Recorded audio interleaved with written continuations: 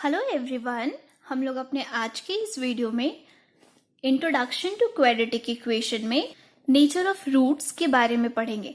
हमने अपने लास्ट के वीडियोस में basic concept of quadratic equation and different method to solve quadratic equation के बारे में पढ़ा है, जिसमें हमारा पहला मेथड फैक्टराइजेशन मेथड था, दूसरा कंप्लीटिंग द स्क्वायर मेथड था एंड तीसरा क्वाड्रेटिक फॉर्मूला को यूज कर इक्वेशन सॉल्व करने का मेथड था। ओके, आज हम रूट्स के नेचर क्या क्या होते हैं उसके बारे में पढ़ेंगे। सबसे पहले रूट्स यहाँ हम किसे बोल रहे हैं वो जान लेते हैं। जो भी हमारे पास x का वैल्यू निकल कर आता था, x का वैल्यू पिछले क्वेश्चन में हमारे पास जो भी निकल कर आता था, जैसे कभी -3 एंड x का वैल्यू 4, इस तरीके से निकल कर आता था इक्वेशन को सॉल्व करने के बाद। ax² plus bx plus c के फॉर्म में हमारे पास इक्वेशन होता था और इस इक्वेशन को सॉल्व करने के बाद x की कुछ ना कुछ वैल्यू निकलकर हमारे पास आती थी। सो x की इस वैल्यू को ही रूट बोला जाता है। एंड क्वाड्रेटिक इक्वेशन में 2 रूट्स ही पॉसिबल होते हैं, क्योंकि क्वाड्रेटिक इक्वेशन में मैक्सिमम पावर 2 होता है। सो इसकी 2 रूट पॉसिबल होती है। जिस इक्वेशन में जितना मैक्सिमम पावर होता है उसकी उतनी रूट पॉसिबल होती है। रूट्स को हम जीरोस भी बोलते हैं। ओके, सो ये नेचर ऑफ रूट्स हमें जानना बहुत जरूरी है, क्योंकि हमारे पास एग्जाम्स में जनरली इस टॉपिक से बहुत सारे क्वेश्चंस होते हैं जिसमें हमें नेचर ऑफ रूट्स फाइंड करने को बोला जाता है। So nature of root find करने के लिए जो मेन फॉर्मूला है हमारा, पहले हम वो देख लेते हैं। d is equals to b² minus 4ac। Okay, इस d को डिस्क्रिमिनेंट बोला जाता है। ओके, जो हमने क्वाड्रेटिक फॉर्मूला पढ़ा है हमने अपने लास्ट वीडियो में, उसमें हमने फॉर्मूला देखा था x is equals to -b plus minus under root b² minus 4ac by 2। यहाँ भी ये वाले टर्म का यूज हो रहा था b² माइनस 4ac। ओके, एक एग्जाम्पल हम ले लेते हैं, like x² plus 4x plus 5 is equals to 0। इसमें हम जानते हैं ये a है, यहाँ कोएफिशिएंट कुछ भी नहीं है, इट मीन्स ये 1 है, और ये a है, ये b है एंड ये 5c है।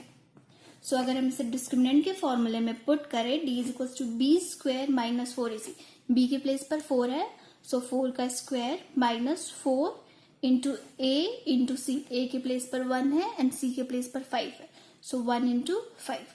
हमारे पास वैल्यू आ जाएगा d is equals to 4 into 4 16 minus 5 4 जा 20, d is equals to -4। Nature of root find करने के लिए 3 कंडीशन होता है। ये 3 कंडीशन क्या क्या है हम इसे देख लेते हैं। फर्स्ट होता है d is greater than 0, second d is less than 0 and third d is equals to 0। ये हमारा 3 कंडीशन होता है नेचर ऑफ रूट्स फाइंड करने के लिए।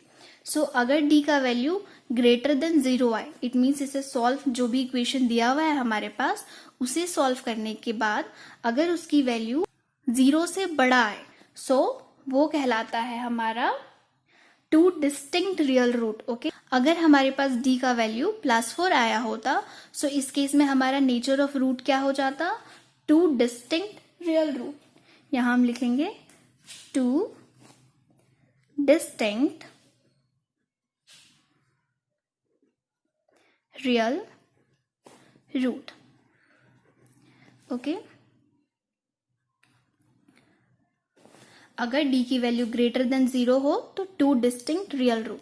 अगर d की वैल्यू लेस देन 0 हो, सो इस केस में नो रियल रूट। इसके लिए रूट का नेचर क्या होता है, no real root, no real root, इसकी रूट पॉसिबल नहीं है। ओके, एंड अगर d की वैल्यू इक्वल्स टू 0 हो, then 2 equal root, 2 equal root. Okay, so यहां हमारे पास d की वैल्यू लेस देन 0 है, लेस देन 0 नेगेटिव नंबर है, इस केस में नो रियल रूट, इसमें कोई भी रियल रूट की पॉसिबिलिटीज नहीं है। ओके, और d is equals to 0, 2 equal root. इसका मतलब क्या है, हमारे पास x का वैल्यू इस केस में कुछ ऐसा इक्वेशन हमारे पास दिया होगा जिसमें x का वैल्यू हमारे पास सेम निकल कर आएगा। 2 रियल रूट का मतलब क्या है, x की 2 वैल्यू निकल कर आएगी पर दोनों सेम होगी, like x is equals to 2 and again x is equals to 2। So जब भी कुछ ऐसा इक्वेशन रहे जिसमें x की वैल्यू सेम आ रही हो, 2 2 1 1, देन वो 2 इक्वल रूट कहलाता है।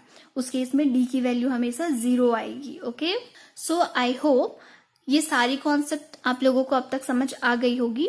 ये सिर्फ हमारा बेसिक था, तरीका था क्वाड्रेटिक इक्वेशन की क्वेश्चंस को सॉल्व करने के लिए। नेक्स्ट वीडियो में हम लोग इससे रिलेटेड क्वेश्चन सॉल्व करेंगे। Okay, if you like my video please hit the like button and do not forget to subscribe my channel.